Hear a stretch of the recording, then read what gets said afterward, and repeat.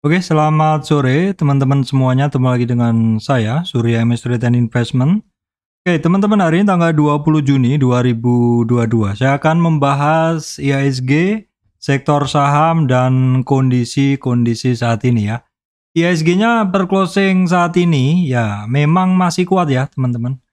Masih menyundul resistannya dan closing di atas resistannya sehingga terjadi support baru. Ya, namun demikian ada beberapa hal yang harus kita perhatikan.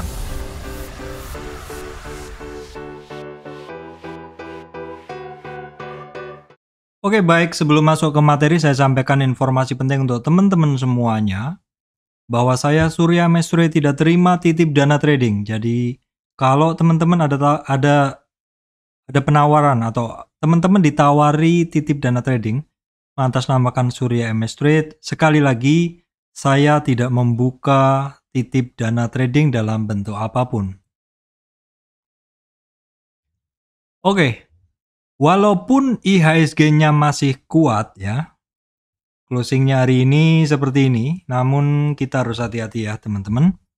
Ya, untuk IHSG, rentang geraknya per hari ini sebenarnya hitungannya masih sama ya teman-teman. Untuk support masih ada, tadi pagi masih ada di 6884 ya. 6884 itu tadi sempat ditembus supportnya 6884. 6884 ini adalah 50 retracement teman-teman. Atau dari tren dia naik ini teman-teman. Dari tren dia naik ini ketika dia terkoreksi sampai hari ini adalah sudah menyentuh 50 retracement ya. Jumat kemarin dan termasuk hari ini dia juga sentuh atau melebihi 50 retracement. 6884 disentuh hari ini, terus kemudian closingnya ditarik sampai ke 6971. Di mana 6971 adalah 38 retracement dan closingnya adalah di 6976. 6976 atau naik 0,56 poin.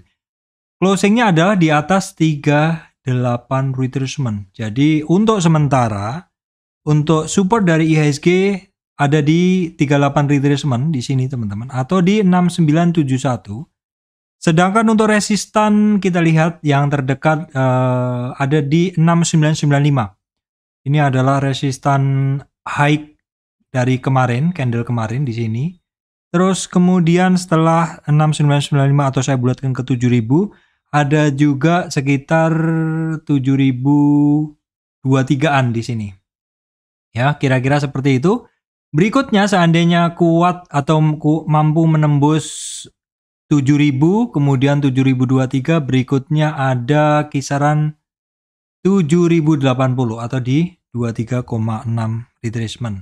Ini adalah secara daily. Kalau kita lihat secara weekly, ya sebenarnya juga IHSG-nya masih oke. Makanya saya kasih judul walaupun sebenarnya IHSG-nya masih kuat teman-teman. Tapi ada beberapa hal yang harus kita perhatikan. Apa itu Pak? Yang harus kita perhatikan ya masih terkait dengan berita-berita dan kondisi saat ini teman-teman.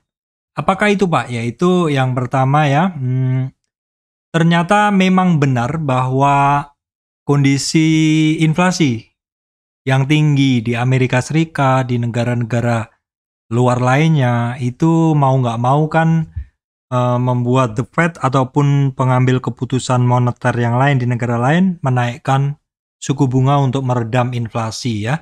Dan kenaikan suku bunga ini, terutama kenaikan The Fed dari 1 ke 1,75 itu teman-teman, itu mau nggak mau dia akan menggerakkan ya kondisi pasangan mata uang USD terhadap negara lain seperti itu. Karena kenaikan suku bunga USD tentu mata uang USD menjadi lebih menarik.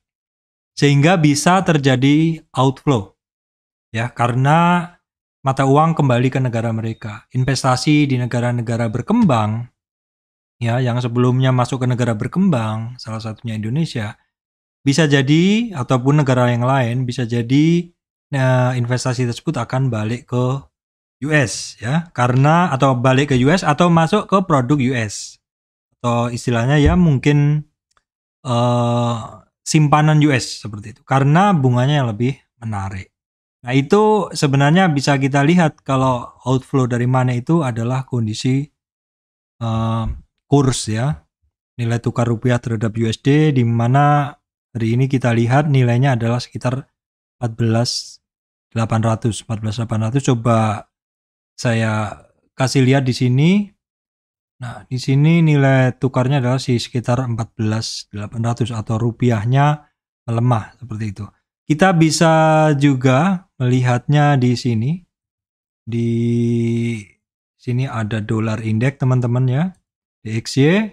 Kita bisa melihat dolar indeks ini masih tinggi hitungannya. Jadi kekuatan dolar memang masih tinggi ya. Kemudian USD 10 years ini juga hitungannya tinggi ya, walaupun dalam daily ini udah 3 hari ini naik.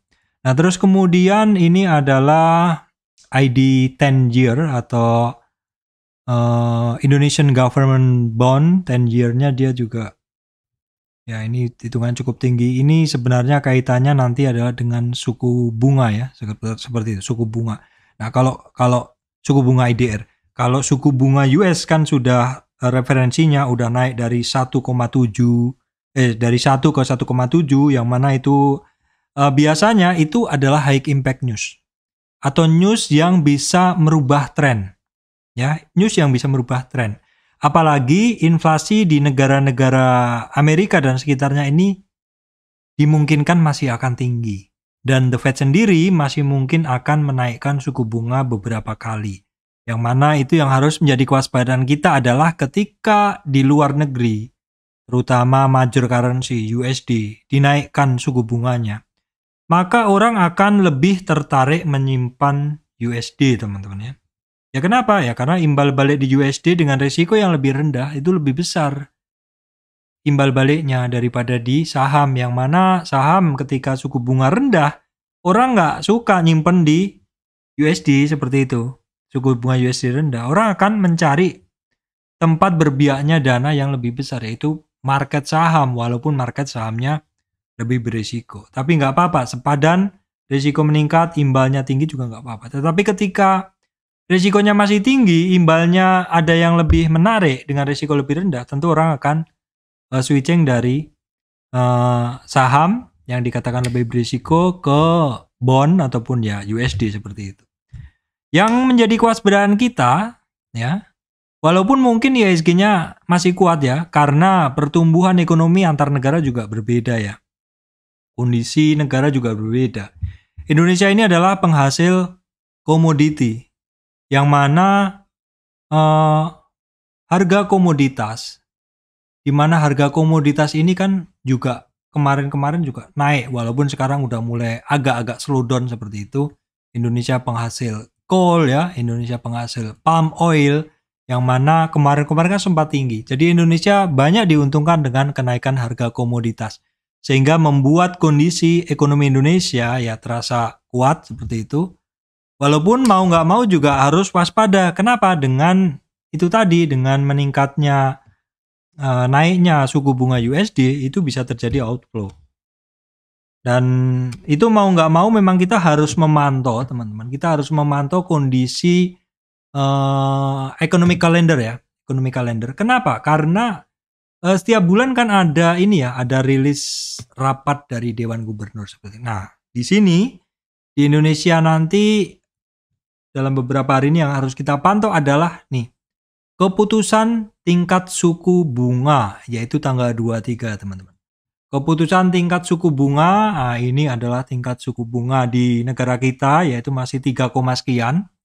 Apakah bulan depan, apakah tanggal 23 nanti tetap di 23, tetap di 3, teman-teman, referensi suku bunganya tetap di 3,5 atau enggak? Karena ketika inflasinya tinggi, harga energi tinggi, cabai tinggi ya, memicu inflasi kalau nggak dikendalikan ya, uang orang duitnya banyak, ekonomi sudah menggeliat. Ya mungkin sisa stimulus yang dulu juga masih ada, masih disimpan. Ekonomi sudah mulai terasa banget geliatnya. Macet sudah di mana-mana. Sudah pandemi udah hampir selesai seperti itu. Ekonomi udah beda banget ya. Kita udah boleh lepas masker di ruangan terbuka seperti itu. Pokoknya udah beda banget lah, udah lihat ekonomi udah sangat terasa sekali. Duitnya orang udah banyak.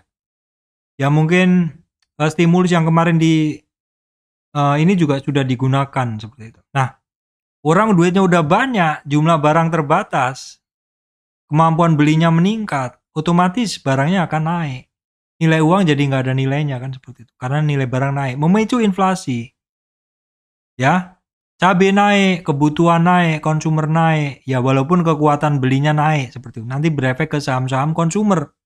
Kekuatan beli masyarakat tinggi, konsumernya melejit, saham-saham konsumer. Ya kenapa? Karena dulu membelinya mungkin saham produk konsumer yang lebih murah harganya, sekarang membeli produk konsumer yang harganya lebih tinggi tapi kualitasnya juga lebih baik. Ya, kenapa? Nggak apa-apa karena duitnya lebih banyak. Membelinya lebih bagus kualitasnya, produk-produk yang lebih bagus kualitasnya nggak apa-apa, seperti itu. Jadi pokoknya di saat ini, walaupun mungkin Indonesia termasuk negara yang kuat karena disokong hasil komoditas yang bagus, ya, pertumbuhan yang bagus dan juga kondisi penanganan COVID yang bagus seperti itu, mau nggak mau kita tetap harus waspada karena adanya kemungkinan kenaikan suku bunga US dan Indonesia sendiri juga mungkin bisa jadi menyesuaikan tingkat suku bunga, ya. Itu nanti tanggal 23 kita akan memantau. Nah, teman-teman, di sini saya sampaikan walaupun kondisinya mungkin masih oke, tapi kita saat ini, saya sendiri saat ini masih ekstra berhati-hati. Karena yaitu tadi, beberapa sektor sepertinya masih tunggu-menunggu. Ya, salah satunya ya teman-teman bisa lihat kalau yang terkait suku bunga, itu sektor yang kita harus waspada adalah tentang sektor-sektor properti. Ya, karena properti selain dibeli dengan cash, itu properti juga dibeli dengan pembiayaan dari bank. Ketika suku bunga referensi dinaikkan karena untuk meredam inflasi, maka dalam beberapa waktu suku bunga pinjaman juga akan disesuaikan. Karena asalnya adalah dari suku bunga referensi, BI rate, itu kan bank akan membayar orang yang nyimpen duit di bank. Bayarannya atau bunganya akan bisa dinaikkan ketika suku bunga simpanan dinaikkan, maka spread bank bisa menipis. Bank juga harus mengatur di suku bunga pinjaman. Ketika suku bunga pinjaman lebih tinggi, orang membayar suku bunga pinjaman lebih tinggi. Sehingga mungkin orang akan mengurungkan untuk kredit rumah, ya, beli mobil secara kredit, ya.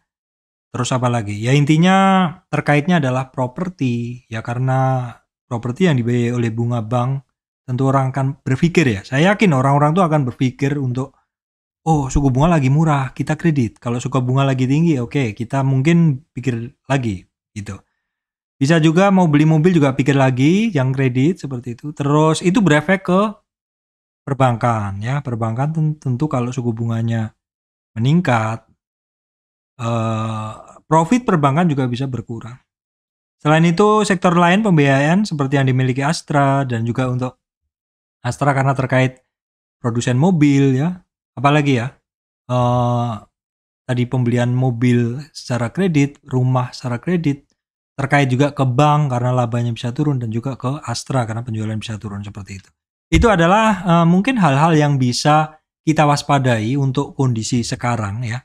Namun demikian yang perlu saya sampaikan ke teman-teman, ya sebenarnya kita nggak perlu kok takut-takut, oh jiper banget nih kondisi saat ini, mau di mana-mana beritanya tentang krisis, tentang inflasi, tentang resesi, perlambatan ekonomi seperti itu. Ya itu namanya memang kondisi ekonomi seperti itu. Pertumbuhan ekonomi di masing-masing negara berbeda. Kalau pertumbuhannya sama, hasilnya sama, sumber dayanya sama, ya nggak bisa terjadi perdagangan, teman-teman. Memang masing-masing negara memiliki kondisi berbeda. Sumber daya berbeda, sumber SDM-nya juga berbeda seperti itu. Itulah yang menciptakan kondisi berbeda itu yang menciptakan adanya perbedaan, terus perbedaan itu menciptakan adanya perdagangan. Kan seperti itu ya. Kalau kita bicara tentang pelajaran IPS dulu seperti itu. Nah, terus teman-teman yang tadi saya sampaikan, mungkin kita nggak perlu terlalu khawatir Banyak yang PM saya, "Pak, ini gimana Pak resesi? Saya harus meninggalkan market atau gimana?" Kesempatan itu selalu ada, teman-teman. Kesempatan itu selalu ada. Yang penting untuk saat ini teman-teman itu posisi trading dulu. Kenapa? Karena beberapa sektor walaupun dia kemarin tinggi tapi sekarang ini seperti sedang menunggu sesuatu yang berada di support itu juga sepertinya enggan untuk bergerak lebih kencang. Nah, teman-teman bisa ngelihat nih beberapa saham walaupun dia berada di support itu untuk bergerak naik itu dia cukup enggan. Ini menandakan bahwa memang para buyer ini yang mana mungkin sebagian sudah stay cash itu masih enggan-enggan untuk positioning. Kita lihat di beberapa saham yang sebenarnya sudah disupport, teman-teman. Banyak sekali saat ini saham-saham yang udah disupport, namun tidak digas. Contohnya Harum ya, saya lihat juga. Ada lagi telekomunikasi itu banyak yang sudah disupport. Namun kenapa nggak digas? Kalau saya pribadi, kalau saya punya dana, saya nggak akan ngebeli saham yang walaupun berada di support tapi dia nggak ngegas. Kenapa? Ya jujur aja saya memang menunggu momen masuk ke saham-saham yang begitu disupport dan digasnya dengan kuat. Walaupun nggak saat ini nggak cukup banyak, tapi setidaknya ada teman-teman. Ya bocorannya simpelnya sih saya dari kemarin mencari saham-saham yang rentang geraknya bagus, lincah dan juga volumenya oke. Langsung saja kalau saya Arto, GoTo itu dua saham yang masih saya tradingkan tiap hari teman-teman. Saya tradingkan tiap hari ya karena alasan itu tadi. Oke. Kemudian apalagi yang harus saya sampaikan ke teman-teman? Ya, di sini ya mungkin seperti biasa aja. Oke, mungkin seperti biasa aja setelah tadi bahasan tentang ini, tentang kondisi market global seperti itu. Kita lihat sekarang ya. IHSG hari ini itu dimotori oleh saham apa? Ini seperti ini teman-teman ya. Ini adalah saham-saham penggerak indeks. Hari ini sih per closingnya banking pada bergerak, BCA, BRI pada bergerak, Bank Mandiri bergerak. Nah, BNI ini termasuk yang alot teman-teman ya. BNI ini termasuk yang alot. Ya memang kemarin saya sampaikan bahwa BNI termasuk pelari cepat. Tetapi masing-masing saham ini juga memiliki semacam ini ya teman-teman. Kondisi tertentu ya. Mungkin kalau teman-teman kulik atau kupas secara tuntas, kenapa kok BNI sekarang nggak begitu lincah? Bisa jadi nih kalau teman-teman bisa memiliki resource untuk menggali lebih banyak, mungkin teman-teman harus membongkar laporan keuangan lagi. Which is itu saya nggak sempat. Mungkin ada exposure credit ataupun exposure credit dalam US atau apa seperti itu. Kira-kira seperti itu. Saya jujur aja nggak sempat untuk membongkar seperti itu karena saya adalah technical trader. Jadi saya kalau ngelihat satu saham masih diem di support ya, sudah saya nggak masuk seperti itu. Ataupun misal pun saya masuk, ya daripada dana saya nggak gantung di situ lama ya sudah saya keluar dulu seperti itu. Ya lebih baik saya masuk Arto, GoTo yang lebih lincah pergerakannya atau MDKA ya. Ya MDKA kan hari ini bergerak. Jadi untuk sektor perbankan saya benar-benar masih berpikir dua kali untuk masuk ya. Wait and see. Hari ini memang saham perbankan beberapa bergerak, beberapa tidak bergerak. Hari ini yang sektor bergerak ada sektor konsumer ya teman-teman. Kita bisa ngelihat Unilever naik 8%. Memang Unilever dan teman-temannya itu dari kemarin, terutama yang leader konsumer itu seperti nggak turun-turun ya. Kemudian ICBP juga sama naik 4%. Nah ini MDKA, pesan saya kemarin adalah MDKA ini bisa memiliki pergerakan yang beda dengan trio metal lainnya. Karena MDKA ini kalau dia turun dalam biasanya juga reboundnya juga kencang. Dan hari ini dia naik 11% ya teman-teman. Terus kemudian Cepin naik, tapi Cepin ini kan naik turunnya boleh dibilang sehari naik sehari turun seperti itu. Nah di sini Astra Internasional dia masih turun ya, TPIA masih turun seperti itu. Nah kemudian kita lihat kondisi regional teman-teman. Ini untuk sore ini kalau Dow Jones tadi malam kan Nasdaq SP 500 plus, Nikkei-nya hari ini merah, Hang Seng-nya dia hijau. Nah ini untuk Eropa ini udah menghijau teman-teman. Nah ini yang penting kita lihat juga saat ini untuk Dow Jones-nya itu sudah hijau. Nah, kita lihat dulu di sini untuk yang kondisi di sini ya, teman. Kita lihat ini adalah kondisi Dow Jones tadi malam. Walaupun dia mulai rebound tapi masih doji, masih butuh konfirmasi nanti malam. Ini juga untuk Nasdaq-nya penurunannya mulai terbatas, namun masih belum lah seperti itu. SP500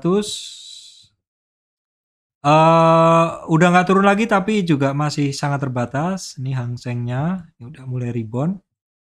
Nikkei-nya kan nggak ya turun. Nah ini Eropanya.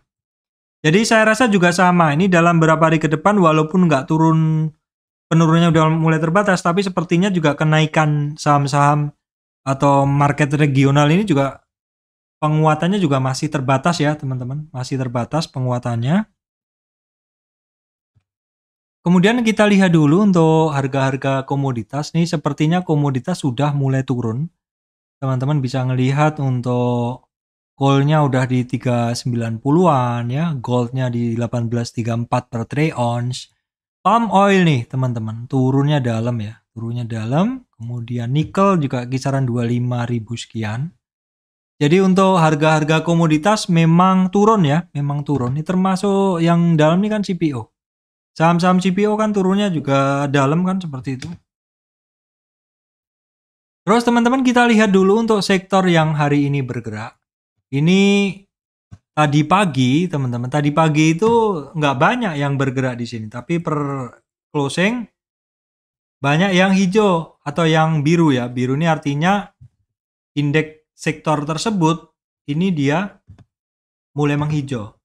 Yang tertinggi adalah dari ini ya, dari sektor apa ini? Dari sektor, oh ini indeks Pevindo ya, indeks Pevindo nanti kita bisa lihat kalau di sini ada non cyclic. Oke, kita lihat dari indeks non cyclic ini apa aja sih sahamnya? Nah, yang paling tinggi adalah Pevindo ya. Pevindo kalau teman-teman ngelihat indeksnya itu anggotanya apa aja? Ada MDKA Mayora, MDKA dari tambang, logam metal ya. Mayora, Unilever ya, ini memang dua saham sektor konsumer ya. Ini juga konsumer juga kan. Sido ya, Sido maksud saya. Kemudian sektor berikutnya adalah kita coba tengok dulu non cyclic ya. Non cyclic itu sebenarnya sahamnya juga kadang mirip-mirip. Nah ini ada Cepin, tapi Cepin sehari naik sehari turun. Oke, yang lainnya saya skip, nggak ada. Kemudian Health itu ada beberapa saham yang naik dari sektor ini, yaitu ada Mika ya teman-teman, Mika, SRAJ, Prodia, ini yang biasa saya amatin. Terus kemudian untuk investor 33 ini, kemudian ini adalah ESG leader, sahamnya apa aja Pak? Ini rata-rata juga bersama. Nah ECMA ini untuk sektor-sektor penyiaran teman-teman ya, ECMA, MNCN ya, terus MTK ini saya lihat sudah mulai menarik sih pergerakannya. ECMA ini kan melanjutkan kenaikan ya. Nah ini melanjutkan kenaikan dia. Coba lihat asingnya sih masih banyak yang jual. Kemudian dari ESG leader ini ada Unilever, Mika, BRPT ya secara umum itu. Nah ini TOWR TBIG itu dia naik teman-teman. TOWR ya. Kemudian TBIG. Nah ini nanti lebih jelas sih di ini. Kemudian untuk tadi adalah indeks ya teman-teman. Sekarang kalau sektor-sektor Pak. Sektor-sektor yang hari ini kelihatan sekali itu ya sebenarnya tadi kan saham-sahamnya udah saya bahas juga ya. Yang hari ini istilahnya lumayan banget lah kenaikannya itu adalah consumer ya. Hari ini consumer nih sahamnya bagus-bagus ya. Consumer ada Garuda Food nih juga. Nah ini seperti ini. Ini weekly-nya nih. Walaupun dia memang masih dalam rentang-rentang support resist, tapi lebar ya hari ini seperti Garuda Food, Mayora ya. Mayora ini bintang lapangannya setelah dia break 38 terus kemudian 50. Jadi hari ini nembus dua resistan ya, 38 dan 50 retracement. Indofood juga ya oke lah hari ini. Ini kan dari kemarin nggak pernah koreksi. Unilever juga mantul dari 23,6 ya. ICPB juga demikian, malah break high sebelumnya. Jadi sektor konsumer ini kenapa bisa membaik seperti ini ya? Karena ekonomi juga udah tumbuh, masyarakat juga udah beraktivitas seperti itu ya. Ekonomi tumbuh, masyarakat beraktivitas, sudah punya duit ya. Belinya udah saham-saham konsumernya udah belanjanya udah meningkat seperti itu kan. Kemudian sektor lainnya, teman-teman coba kita lihat. Saya kan tadi langsung loncat ke konsumer. Nah, kalau sektor perbankan ini yang saya bilang tadi, teman-teman mesti harus berhati-hati juga. Bank BNI ini masih jalan di tempat aja. Bank Mandiri sih masih oke, cuman secara umum ya memang dia tidak turun dari supportnya ya. Support yang ada ini dia tidak turun, support trend line, tapi juga kenaikannya juga masih belum. BRI juga masih di situ-situ aja. Ini BCA aja yang cukup oke ya teman-teman, BCA cukup oke. Nah, kalau teman-teman bisa mengupas laporan keuangan BCA, dulu kalau yang saya dengar fee based income dari BCA ini tertinggi. Artinya ini bank penghasilannya bukan dari pinjaman tapi dari sektor fee based income-nya juga lumayan atau tinggi. Jadi tidak terpengaruh di kenaikan ini ya, suku bunga seperti itu. Lebih tidak berpengaruh karena sumber pendapatan dari fee based income-nya udah stabil seperti itu. Kemudian BBTN ini secara umum masih disupport semuanya ya, teman-teman. Ya beberapa walaupun ada spike sedikit seperti BTPS ya, seperti itu. BJBR juga masih mencari support ya. Ini mesti harus berhati-hati. Nah, kemudian untuk sektor digital ini ada dua saham yang masih saya sering pakai untuk trading. Untuk digital ini adalah Arto dan BBAI ya. Arto sendiri kemarin kan sampai di 50 retracement, memang ini barang cukup ngeyel. Ketika sampai di resistan, dia akan ngetes support dan nanti akan coba tes resistan lagi. Sekali lagi teman-teman, ini adalah everyday trading. Setiap hari saya trading Arto dan berikutnya adalah BBAI, ini ketemu resistan yang kedua.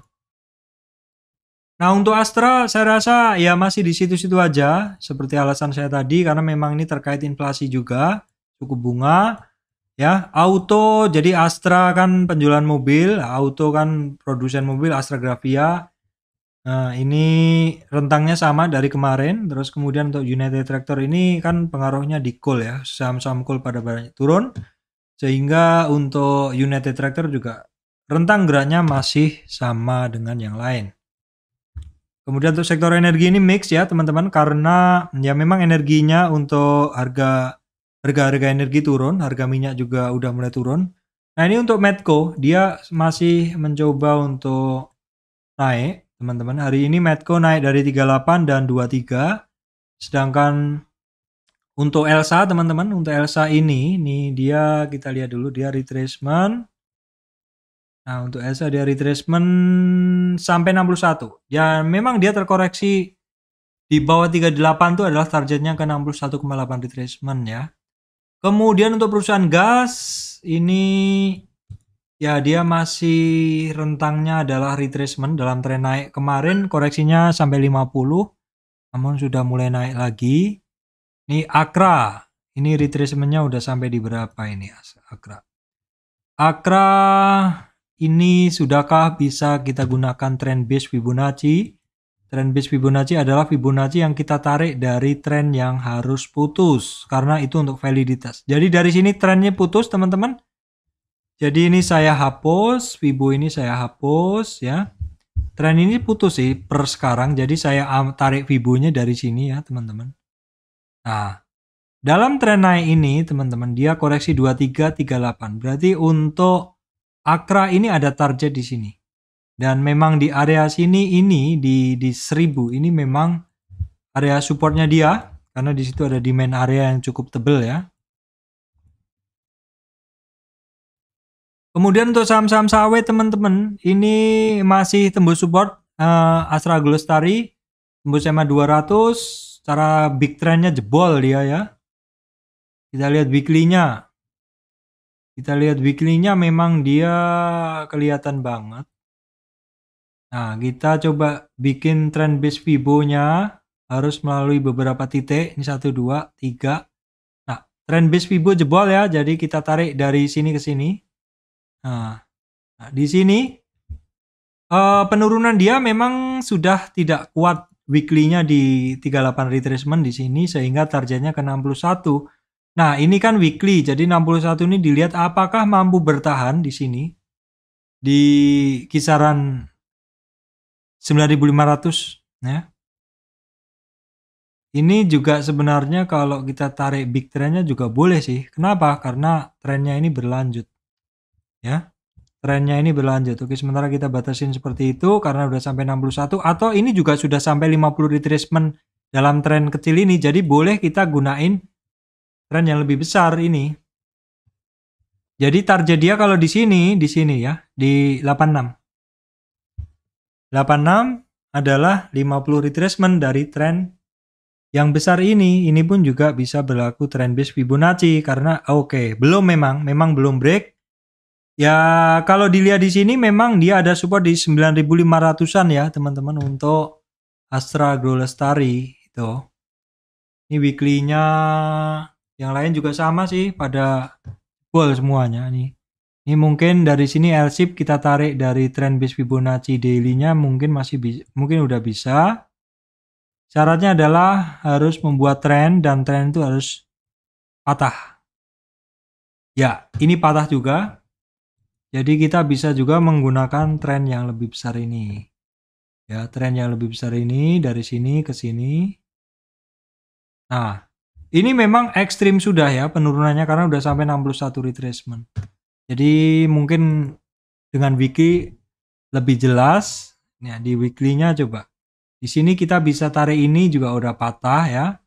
Nah, sekarang kita gunain yang ini. Ini juga sudah patah. Jadi boleh kita karena udah patah kita ambil yang lebih lebar untuk mengcover. Nah, ini di sini 38 retracement ini apakah menjadi pantulan 1200-an dari si L-shape ya. Si L-shape ini karena kalau dia nggak kuat closing di weekly seperti itu, maka target dia bisa ke 61. Ya, walaupun ada 50 juga, bisa juga ke situ, tapi tergantung kondisi dari closingnya si L-shape ini dalam weekly-nya. Kalau closingnya meyakinkan turun, merubah suhu hitam di bawah 38, maka targetnya langsung ke 61,8 ya teman-teman. Secara umum sama sih lainnya ini untuk sektor-sektor sawit ini memang volatilitasnya tinggi. Jadi salah satu kenapa alasan saya tidak terlalu suka komoditas itu adalah volatilitasnya juga hitungannya tinggi teman-teman ya. Ini L-shape ini sama juga nih rata-rata juga. Karena koreksinya dia berlebihan rata-rata ya udah pada sentuh di MA 200-nya seperti itu. MA 200-nya rata-rata juga udah pada kesentuh. Nah, ini kalau kita gunain tren yang paling pendek ini memang baru saja disentuh seperti itu. Jadi Fibo-nya juga kita bisa tarik di sini. Nah, ini kan, ini juga di bawah 38. Sehingga targetnya ini bahkan udah sampai 50 retracement tadi. Targetnya 61. Tapi kalau misalkan lanjut turun lagi, kita bisa gunain tren yang lebih besar di sini. Nah, di mana tren ini patahnya juga di bawah 61 ya, teman-teman. Itu kalau yang lainnya sama juga, saya rasa kondisinya ini marketnya memang ya lagi begini, tidak banyak saham yang menarik, tapi bukan berarti tidak bisa untung ya teman-teman. Di Arto pun masih bisa untung, GoTo masih bisa untung seperti itu. Kemudian untuk saham coal ya, saya buka catatan saya dulu untuk saham-saham coal. Ini juga macam-macam sih bentuknya. Kalau Harum kan terkait metal juga. Nih Harum nih sebenarnya tadi sudah mulai ada rebound. Tapi ya saya udah positioning sedikit sih, ngetes. Nambah lagi maksud saya. Nah, dia sudah sampai sih di target 61,8 retracement teman-teman. Dan ini karena tren yang ini jebol, Fibonacci trend base-nya jebol di sini memang valid cukup tinggi teman-teman untuk jebol di area situ. Nah, karena dia juga sudah dalam tren kecil ini teman-teman. Dalam tren kecil. Tren mana Pak? Tren yang ini loh. Kalau dalam tren ini dia sudah sampai 50 retracement, itu targetnya dia itu kan sebenarnya target turun normalnya udah kecapai. Maka kita juga bisa gunain Fibo yang lebih besar. Fibo lebih besar di sini saya akan menggunakan trend base Fibo. Jadi harus melalui satu titik ditambah satu titik. Nah, ini kan belum jebol, jadi sementara belum kita gunain. Tapi kalau misalkan ini nanti di sini di 61 di sekitar 100, ngeri juga ya, 1500-an jebol, maka dia Fibonya yang ini yang kita gunain. Jadi memang bisa di 1300-an. Tapi ya kita lihat aja dulu seperti itu teman-teman. Kalau di 1300 tuh berarti kalau harga dulu berapa Pak? 1300 coba saya kalikan. 1300 dikali 5 berarti di harga 6500 untuk harum seperti itu. Kemudian Indo Tambang Raya ini secara weekly-nya dia masih sangat oke teman-teman. Indo Tambang Raya ini secara weekly-nya masih sangat oke. Nah ini kalau kita tarik trend base Fibo-nya belum putus ini. Ya, tapi ya ini juga kalau kita tarik dari yang paling kecil ini memang udah putus, yang lebih besar belum. Ya sementara memang dia di tren kecil ini targetnya sementara ke 30.000 sekian ya. 30.300-an. Itu. Nanti kalau misalkan itu jebol lagi kita bisa gunain Fibo yang lebih besar nih. Kira-kira di sini bisa sampai ke 26 sekian gitu. Jadi di bawah 30-an. Nah, kemudian Adaro kemarin saya trading di atas 3000, tapi ini malah belum, tapi karena benar-benar saya wait and see, teman-teman jangan sampai pakai margin seperti itu karena terbatas juga dana saya. Kemudian PTBA ini di support ya. Kita lihat yang lainnya, ini United Tractor sudah tadi ya. Kemudian ini MBSS sudah mulai rebound sampai di MA 200-nya. Ya Toba juga. Ya hitungannya memang saham-saham yang turun akan ada rebound, tapi ya sekali lagi tetap hati-hati, memang kondisinya sekarang seperti itu. Kalau ada cuan mungkin dibungkus dulu aja kondisinya sambil stay ada cash terus ya, seperti itu teman-teman. Kemudian untuk saham metal ya, saham metal ADMR masih menyusuri trend channel. Kemudian Antam, breakdown support Inco juga masih sama. Nah MDKA teman-teman masih ingat kemarin saya sampaikan ini barang kalau terkoreksinya dalam biasanya juga reboundnya cukup lumayan dan hari ini rebound juga. Kemudian untuk sektor Telkom nih masih belum ada pergerakan teman-teman. Ini untuk Indosat akhirnya juga terkoreksi. Pokoknya prinsipnya kalau barang itu nggak mungkin dia akan naik terus, apalagi kondisi market juga akan naik turun. Ini Indosat nih juga volatilitasnya tinggi ya, kemarin sampai di 7.000-an. Hari ini close di bawah 61, di bawah 38 retracement, jadi kemarin udah saya bikinkan targetnya di 5.900 ya, nanti kita buyback di bawah aja. Ini Excel mulai rebound tapi ya masih di situ lah. Sini saya bilang tadi mungkin saham-saham ini ya nggak turun lebih dalam tapi juga tidak naik lebih dalam ya, seperti itu ya. Kita lihat dulu dalam beberapa hari ke depan ataupun minimal besok kondisinya seperti apa ya. Nah ini TBIG TUWR malah justru yang ada upside yang cukup berlanjut ya, upside-nya cukup berlanjut. Namun demikian ya sekali lagi ini barang juga masih downtrend ya, jadi mesti harus berhati-hati juga. Saham-saham terkait oil ini masih belum ya. BRPT aja nih hari ini mulai rebound, ini di antara 23 sampai 36 retracement. Resistan 750, untuk ESA masih belum ya. Break support, TPIA juga demikian. Konstruksi properti, tol, semen. Konstruksi properti, konstruksi sih ya di situ-situ aja, nggak menarik, nggak ada yang menarik. Kemudian properti itu dalam rentang yang sama, dan ini sektor yang terkait inflasi teman-teman. Ini beberapa yang lanjut kemarin hanya Pakuwon ya. Oke seperti itu. Kemudian untuk jalan tol ini masih juga dalam rentang dia yang kemarin-kemarin. Untuk saham semen SMGR ya, SMGR aja yang kemarin terkoreksi dan mulai rebound lagi. Ini resistannya dia ada di 7.450-an. SMCB ini sudah berada di dasar dan hari ini dia rebound. Nah kemudian saham-saham media teman-teman, ini kemarin kan saya sampaikan ini saham-saham media ini ada upside yang cukup lumayan, yaitu SCMA, Ini sudah sampai 50 retracement ya, tapi sayangnya seperti itu. Kita lihat besok apakah mampu closing di atas 250. Karena kalau mampu di situ kita bisa gunain tren dia yang lebih tinggi.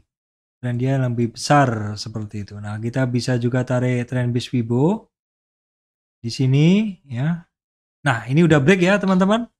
Break di sini jadi kita bisa tarik Fibo yang lebih besar deh. Jadi dia ada resistan 255, 296 ya. Memang lagi menarik ini sektor ini. Terus kemudian MTK ini saya belum ada positioning lagi. Nah, MNCN kemarin naik sekitar 3 hari. Ini hari keempat tapi ini ketemu resistan di 38 retracement ya. Seperti itu.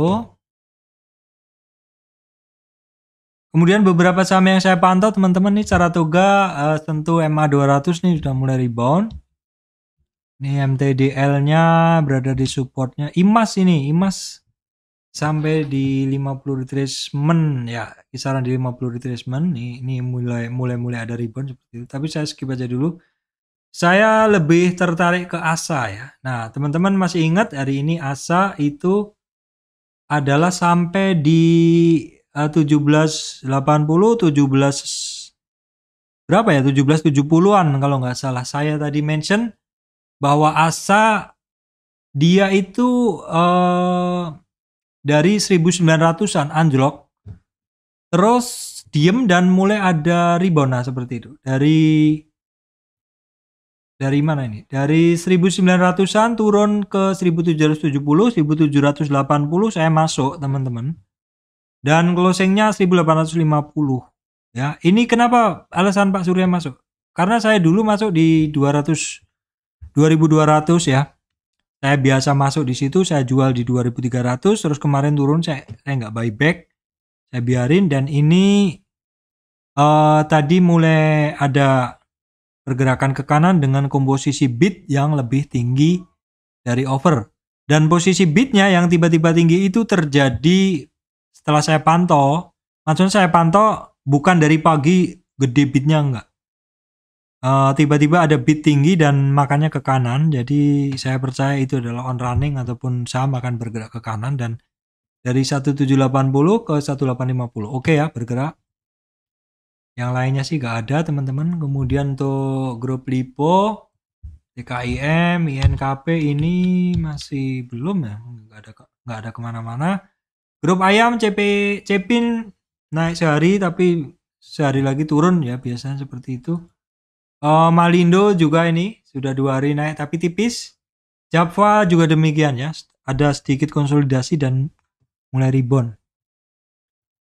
Kemudian untuk saham-saham farmasi, teman-teman. Saham-saham farmasi yang menarik apa sih? AGI ini berada di supportnya dia. Mika ya. Mika itu setelah ngebentuk satu flat top ya, terus di bawahnya adalah ascending triangle, dia break ke atas. Jadi ini Mika tuh di sini kan dia ada topnya di sini atau resistan dan ini adalah higher low dan akhirnya dia break ke atas ya. Memang kelihatan dari kemarin memang seperti itu. Kemudian apalagi? Saya rasa itu aja sih. Oke, baik teman-teman. Walaupun ISG-nya kuat tapi saat ini kita memang harus waspada dengan kondisi market yang masih sangat apa ya istilahnya? Masih sangat wait and see, menunggu kondisi-kondisinya. Dan ini mungkin akan terjadi berapa bulan, jadi sepertinya kita harus trading pada saham-saham yang memiliki rentang lebar dan enak dipakai untuk trading. Seperti itu ya teman-teman. Demikian dari saya, Surya MS Trade and Investment. Terima kasih teman-teman semuanya.